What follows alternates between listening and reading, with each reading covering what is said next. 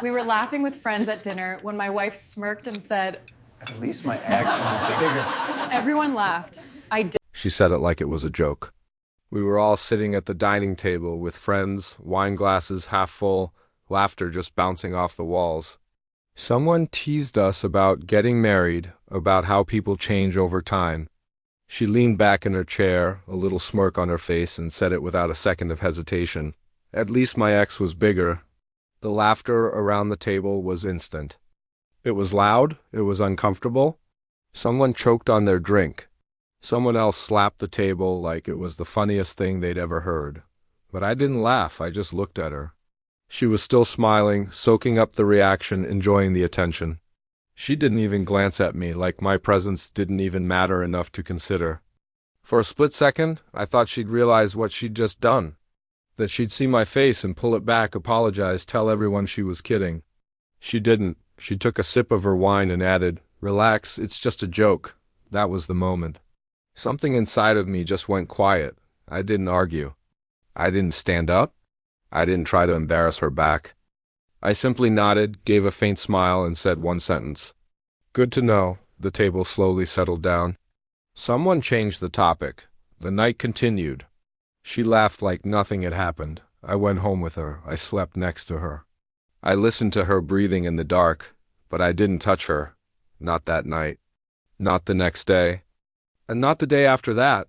At first, she didn't even notice. She seemed to enjoy the space, the control. The fact I wasn't being needy anymore. Then she noticed. "Are you mad?" she asked casually one morning. "No," I replied. "Why?" "You're being weird." "I'm fine." She didn't believe me, but she let it go. I stopped initiating everything. The conversations, the affection, even the arguments.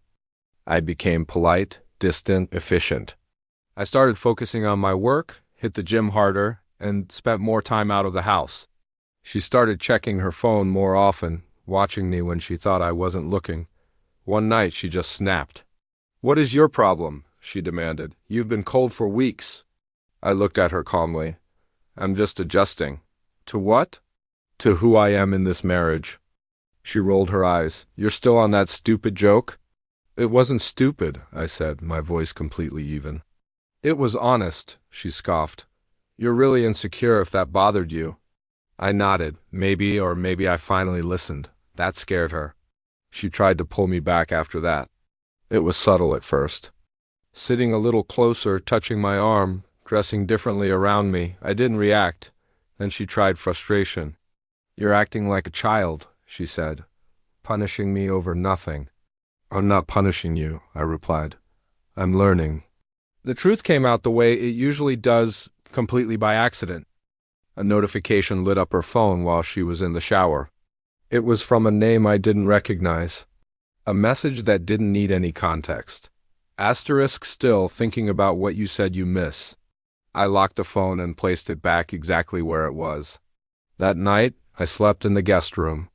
She confronted me the next morning, panic in her eyes. "Did you go through my phone?" "No," I said. "Then why are you acting like this?" I met her eyes. "Because respect doesn't come back once it's gone," she cried.